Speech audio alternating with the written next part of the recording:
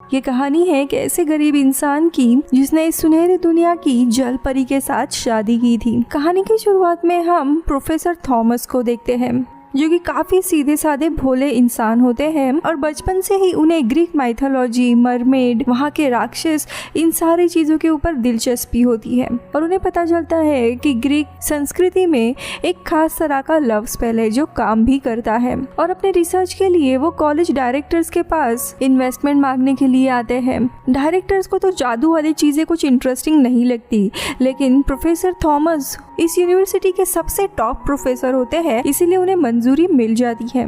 उनके साथ उनकी बेटी सेरेना भी होती है। अब ये लोग वहाँ से जा ही रहे होते हैं, तभी इन 3 डायरेक्टर में से ही एक प्रोफेसर कल्टर उसके पास आते हैं और थॉमस को बताते हैं कि तुम्हें तुम्हारी रिसर्च पूरी करने के लिए शायद ग्रीक जाना पड़ सकता है, इसके लिए क्यों ना तुम वहीं पर जाकर अपनी रिसर्च करो। ग्रीक इस देश में स्टीफस नाम के एक गाँव में मेरा घर भी है, वहाँ पे तुम अपनी रिसर्च कर सकते हो। अब बेचारा थॉमस पहले तो मना करता है क्योंकि वो उन्हें पे नहीं कर सकता था, लेकिन सेरेना की जिद के बाद वो मान जाता है। इसके बाद थॉमस और सेरेना ग्रीस में स्टीफस टाउन जाने के लिए निकलते हैं। वहाँ पहुँचने के बाद उस गांव में जाने के लिए इन्हें मार्वोस और उसका बेटा दिमित्री रिसीव करने आता है। थॉमस को पानी से डर लगता था, जिसके कारण उसकी हालत खराब होती है और वो उल्टी करने लगता है, जिसके कारण मार्वोस काफी गुस्सा होता है और गुस्से में उसे बोट से पानी में फेंक देता है। थॉमस को तैरना नहीं आता था और सेरेना उसे बचाने के लिए जाती है, जिसके चलते उसके हाथ का एक ब्रेसलेट नीचे गिरता है जो उसके स्वर्गीय माँ ने दिया था।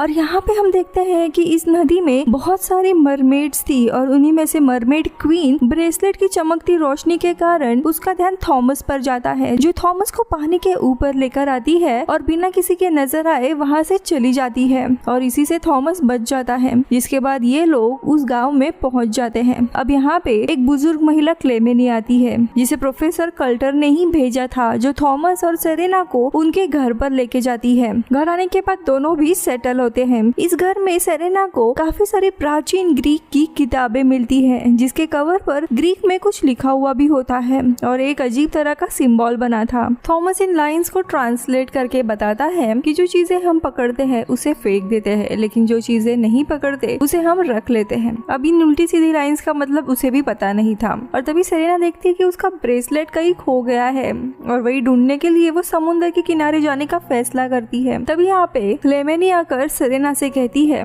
कि यहाँ पे प्रोफेसर कटलर की बेटी भी गायब हुई थी, वो यहाँ पर विश मांगने के लिए आई थी, इसीलिए तुम भी अगर विश मांग रही हो तो ठीक से मांगना। और चली जाती है और वो यहाँ पे अपना ब्रेसलेट ढूंढने लगती है। वही दूसरी जगह पे हम डिमित्री को देखते हैं जो अपने पिता मार्वोस से पूछता है कि मेरी माँ छुट्टियों से कब आएगी। इस पर मार्वोस कहता है जल्दी आएगी। दरअसल डिमित्री की माँ पिछले 4 सालों से गायब हुई थी और मार्वोस अपने बेटे को सच्चाई नहीं बता सकता था, इसलिए उसने झूठ कहा था। रात में सेरेना वही ग्रीक किताब पढ़ती है जिसमें उसे काफी सारे मरमेड्स, राक्षस और भगवान इन्हें कैसे मिला जाता है इसकी चीजें लिखी हुई थी। दरअसल ये एंशिएंट बुक रहती है। अब यहाँ पे अगले दिन डिमित्री सेरेना से कहता है कि हमारे गाँव की जो बुजुर्ग महिला है क्लेमेनी, वो गाँव में अलग अलग लोगों की शादियाँ पक्की करती है। अब ये सुनते ही सेरेना को अपने पिता की शादी करवानी थी, इसीलिए वो भी क्लेमेनी के घर पे जाती है और उसे अपने पिता की शादी की बात करती है और क्लेमेनी भी उसे हाँ कहती है। जिसके बाद सेरेना को अब भगवान को जाकर मिलना था उसी समुंदर के पास में, इसीलिए वो उनके लिए एक नेकलेस खरीदती है और यहाँ हम देखते हैं कि उस नेकलेस पर भी वैसा ही सिंबल बना हुआ था जैसे किताब पर था। वही क्लेमेनी थॉमस से मिलकर उससे पूछती है कि तुम्हारी पत्नी का क्या हुआ, जिस पर थॉमस कहता है कि हमारा पहले ही डिवोर्स हो गया था, जिसके बाद पत्नी भी स्वर्गवासी हो गई। अब क्लेमेनी फिर कहती है कि आज रात एक पार्टी है और तुम और सेरेना वहाँ पे साथ में ही आना। तो यह दूसरी जगह सेरेना किनारे पर आती है और उस नेकलेस को पानी में फेंककर किताब के कवर पर लिखी हुई लाइंस बोलने लगती है। इसके बाद वो खुद भी पानी में जंप करती है, जहाँ पे नीचे उसे वही उसका खोया हुआ ब्रेसलेट मिलता है जो कि एक पिक्चर पे पड़ा हुआ था, उस पर भी एक आय का सिंबल बना था।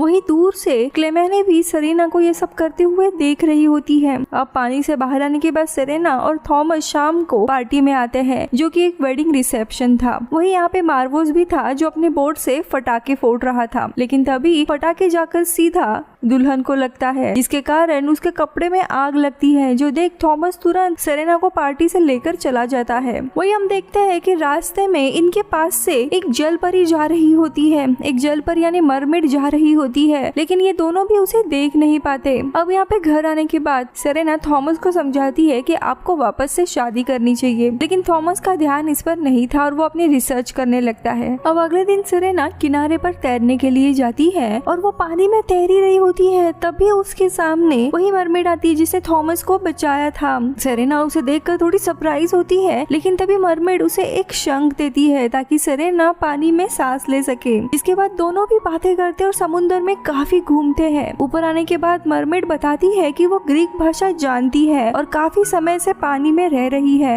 आगे ये भी बताती है कि सेरेना किसी को भी जलपरी के बारे में नहीं बता सकती, क्योंकि ये जलपरी सेरेना के सामने उसके विष के कारण आई हुई थी और यही विष की कंडीशन है कि सेरेना किसी को भी उस मरमेड के बारे में नहीं बताएगी। वही थॉमस काम के प्रेशर के कारण काफी परेशान था और एक डायरेक्टर को कॉल करके वो और थोड़ा समय मांगता है, लेकिन डायरेक्टर मना कर देते हैं। तभी थॉमस गुस्से में कहता है कि मैं रिसर्च करना छोड़ रहा हूँ। यही बात सेरेना सुन लेती है और वो उदास होती है, क्योंकि अगर वे लोग वापस गए तो वो मरमेड से कभी बात ही नहीं कर पाएगी। अब अगले दिन सेरेना किनारे पर मछली को चारे की तरह इस्तेमाल करके उसी मरमेड को बुलाती है, पर ये देख मरमेड हंस देती है और उनकी बातचीत शुरू होती है। लेकिन तभी इन्हें डिमित्री देख लेता है और वो सीधा जाकर मार्वो से कहता है कि मैंने सेरेना के साथ गोर्गोना यानी कि एंशिएंट ग्रीक डेविल को देखा है। तभी मार्वोस कहता है कि उसे बेचकर हम पैसे कमा सकते हैं। अब यहाँ पे सेरेना घर आती है, जहाँ पे थॉमस सेरेना से कहता है कि डिमित्री ने मुझे बताया तुम समुद्र में अकेली तैरने जाती हो, लेकिन सेरेना कहती है कि मेरी एक दोस्त है, उसके साथ ही मैं जाती हूँ, आपको भी उसे मिलना चाहिए। लेकिन थॉमस मना करता है और सेरेना के बार बार कहने से वो उसके दोस्त को मिलने आता है, जहाँ पे सबसे पहले तो उसे मरमेड की पूंछ दिखाई देती है, पर यह देख थॉमस चिल्लाने लगता है और तभी गलती से मरमेड की पूंछ थॉमस को लगती है, जिसके कारण वो बेहोश हो जाता है। अब जब उसे होश आता है तब थॉमस सेरेना से कहता है कि मैंने एक गॉडेस को देखा है जिसकी पूंछ थी, लेकिन सेरेना सच्चाई नहीं बता सकती थी, इसीलिए वो कहता है कि ये आपका भ्रम था। अब यहाँ पे सेरेना मरमेड को मनाने लगती है कि तुम मेरे पिता से मिलो, वो काफी अच्छे और तुम्हारी काफी अच्छी दोस्ती भी होगी। अब मरमेड मान जाती है और अपने नकली पैर ग्रो करती है और वो रात के समय में थॉमस के घर आती है उससे मिलने के लिए, लेकिन थॉमस उसे भूत की तरह खिड़की पर देखकर थोड़ा डर जाता है, जिसके कारण मरमेड चली जाती है। वही रात में थॉमस ने खाने पर डिमित्री को बुलाया रहता है, जहाँ पे ये तीनों भी खाना खा रहे थे। इसका फायदा उठाकर मार्वो उस घर में घुसकर मरमेड के बारे में पता लगाने लगता है, लेकिन तभी वहाँ पे वो बुजुर्ग महिला क्लेमेंसी आ जाती है और उससे बचते हुए वो कैसे तैसे वहाँ से भागता है और एक पेड़ पे जाकर छुपता है और यहाँ पे थॉमस की बात सुनने लगता है, जो बताता है कि जब इमॉर्टल क्रीचर गलत इरादे से मॉर्टल बनने की विश करते हैं तब उनकी मौत हो सकती है। लेकिन तभी मार्वस पेड़ से गिरता है, उसे देख के सब लोग हैरान होते हैं, लेकिन तभी वो कहता है कि मैं यहाँ पे डिमित्री को लेने के लिए आया था। तो वही अब अगले दिन मरमेड सेरेना को अपने गुफा में लेकर जाती है, जहाँ पे सेरेना वेल ऑफ लाइफ का पानी पीने की कोशिश करती है, लेकिन तभी मरमेड उसे रोक देती है क्योंकि वो एक मॉर्टल थी। अब सेरेना एक और विश करती है और वो मरमेड से कहती है कि तुम मेरे पिता को उनकी स्पेल के लिए प्राचीन ग्रीक भाषा को ट्रांसलेट करने में उनकी मदद करो। अब मरमेड मान जाती है, जिसके बाद ये दोनों किनारे तक वापस आते हैं, लेकिन तभी इन्हें मार्वोस देख लेता है। अब यहाँ पे मरमेड वापस एक दूसरा रूप लेती है और सेरेना उसे अपनी दोस्त फ्रैंकी के नाम से घर लेके आती है और थॉमस से कहती है कि फ्रैंकी आपको आपके रिसर्च में मदद करेगी। जिसके बाद ये तीनों रेस्टोरेंट जाते हैं, जहाँ पे मरमेड की एंशिएंट ग्रीक सुनकर थॉमस काफी हैरान हो जाता है, लेकिन तभी वहाँ पे मार्वोस वेटर बन के आता है और वो मरमेड के पैर को टच करता है, जो देख मरमेड चिल्लाती है, जिसके कारण मार्वोस के हाथ से खाना गिरकर उसी लड़की पर जा गिरता है जिसकी अभी अभी शादी हुई थी। फिर अब ये लोग वहाँ से चले जाते हैं और वापस आने के बाद थॉमस फ्रैंकी को अपने लव स्पेल के बारे में बता रहा होता है, जिसके बाद ये दोनों भी उस स्पेल को पढ़ते हैं और जाने अनजाने में एक दूसरे के करीब आने लगते हैं। लेकिन तभी स्पेल का असर इनके ऊपर होने लगता है और ये दोनों एक दूसरे को किस करने ही वाले होते हैं, जो देख सेरेना मरमेड को वापस भेज देती है। लेकिन जब थॉमस सो जाता है तब मरमेड फिर से थॉमस से मिलने आती है, लेकिन तभी सूरज उगने वाला था और मरमेड सिर्फ रात रात में ही पैर उगा सकती थी, जिसके कारण मरमेड वापस से चली जाती है।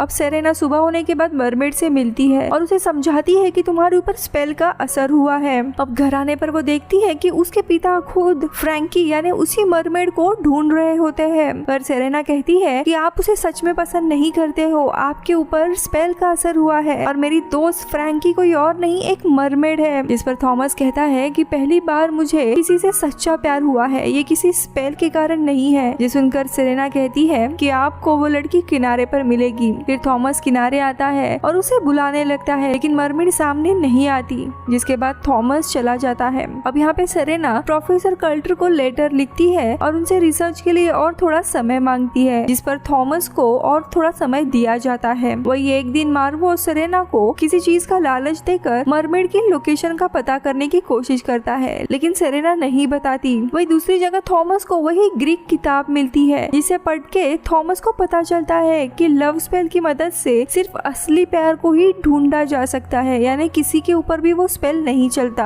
और उसे समझ आता है कि वो मरमेड से असली प्यार करता है। वही सेरेना मरमेड से मिलने के लिए उसकी गुफा में जाती है और उसे जाते वक्त मार्वोस देख लेता है। अब यहाँ पे सेरेना मरमेड से मिलती तो है, लेकिन वो बताती है कि स्पेल का असर भले ही खत्म हो गया होगा, लेकिन मुझे थॉमस पसंद आने लगा है, मैं उससे प्यार करती हूँ, लेकिन हम दोनों भी अलग है और इसीलिए मैं थॉमस के साथ नहीं रह सकती। पर सेरेना कहती है कि तुम चाहो तो एक नॉर्मल जिंदगी भी जी सकते हो। जो सुनकर मरमेड सोचती है कि उसका इरादा नेक है और इसीलिए वो वेल ऑफ लाइफ का पानी पी लेती है ताकि वो खुद मरमेड से एक इंसान बन जाए। और तभी वो मरमेड बेहोश हो जाती है, लेकिन उसे होश आने पर हम देखते हैं मरमेड के असली पैर उग चुके थे, यानी वो अब पूरी इंसान बन गई थी। मार्वोस बोट लेकर आता है और गुफा में बॉम्ब फोड़ता है और उसे तबाह कर देता है, लेकिन मरमेड और सेरेना बचकर निकल जाते हैं। इधर सेरेना को गायब देख थॉमस किनारे पर आता है और मार्वोस की बोट देखकर वो भी पानी में जंप करता है। इधर मार्वोस मरमेड को मारने वाला होता है, लेकिन तभी डिमित्री उसे रोकता है, पर मार्वोस डिमित्री को बांध देता है। लेकिन तभी बोट पर थॉमस आता है और वो मार्वोस को मार के बेहोश कर देता है। इसके बाद थॉमस सेरेना